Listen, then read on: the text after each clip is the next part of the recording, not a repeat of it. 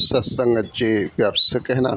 धन निरंकार जी सत्संगत जी कहते हैं कि भीतरी बदलाव, बाहर कुछ भी बदलने की ज़रूरत नहीं होती है। इंसान तो भीतरी बदलाव कर, बाहर सब कुछ सही है। बाहर मालिक ने जो कुछ भी बनाया है सब कुछ सही है, क्योंकि दिक्कत कहाँ पे है, गलती कहाँ पे है, उसको समझने की ज़रूरत होती है। कि गलत आँखें नहीं होती है, गलत कान नहीं होते हैं, गलत नाक नहीं है, गलत मुख में ज़ुबान नहीं है, गलत मस्तिष्क में मन नहीं है, गलत है चेतना।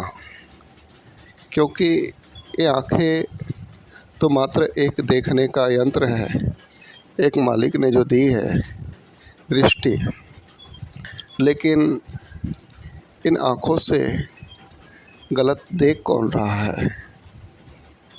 वो चेतना जो अंदर बैठी है वो देख रही है। उसे अच्छा लगता है गलत देखना, तो वो देख रही है।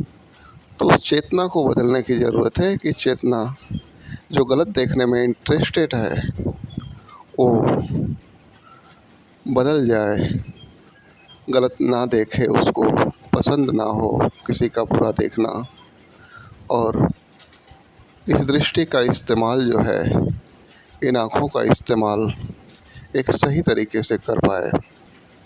कान कहते हैं कि कान गलत नहीं है, कान एक सुनने का यंत्र है, लेकिन अंदर बैठा है और चेतना ही इसका इस्तेमाल किस तरीके से कर रही है।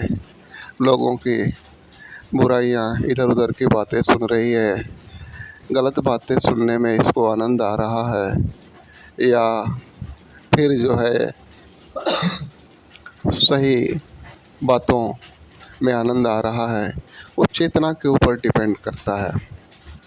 ऐसे ही ठीक हमारे मुख में ज़ुबान है, कैसे शब्दों का प्रयोग इससे करना है।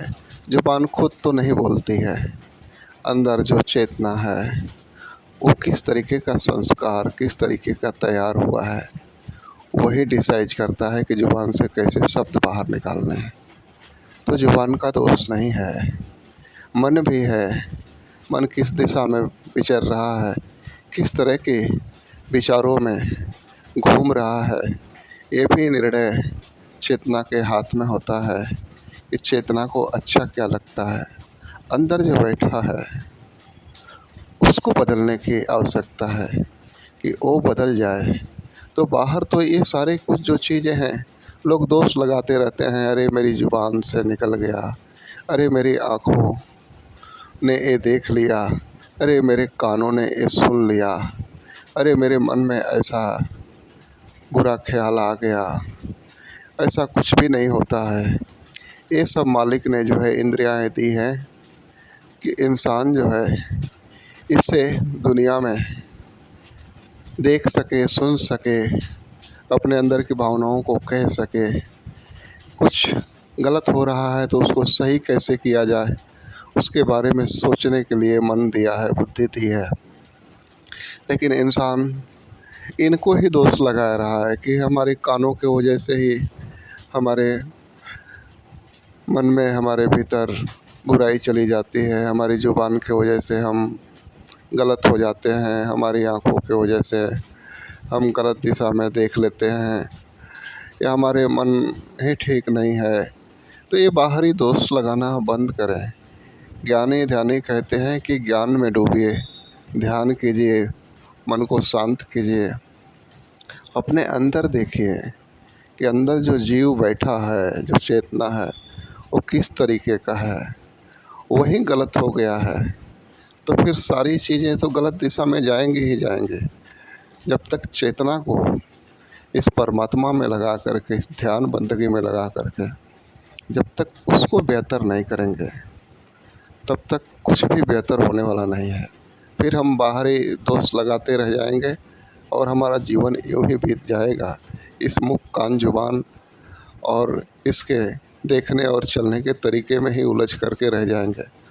तो हम जो है सही सटीक बात को समझें कि सदगुरु ने निरंकार दिखाया है ना, कि निराकार कितना शांत, निर्लेप, किसी भी चीज़ से अटैच नहीं, सब कुछ इनकी वजह से हो रहा है, फिर भी ये किसी से अटैचमेंट नहीं है।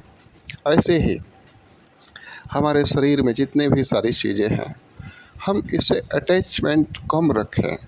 हम इसको देखें, समझें कि ये आँख, कान, नाक, मुँह, ज़ुबान, मन, बुद्धि, जितना कुछ मिला है मालिक ने दिया है, इस सही तरीके से हम इसका इस्तेमाल कर पाएँ। हम ही हैं जो इसका गलत तरीके से इस्तेमाल कर देते हैं, वरना कान, नाक, आँख, मुँह, ज़ुबान ये अपने आप काम नहीं करते। ये चेतना है तो ये चल रहे हैं, वरना तो ये एक स्थूल है, एक वस्तु की तरह है। तो अंदर बैठा हुआ जो चेतना है उसको संवारने की कोशिश करनी है, उसको सतगुरु के जैसा चार है वैसा बनाने की ज़रूरत है।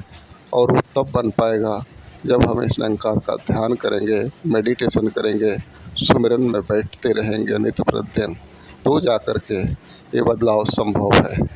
प्यार से कहना, धन्य निरंकार जी।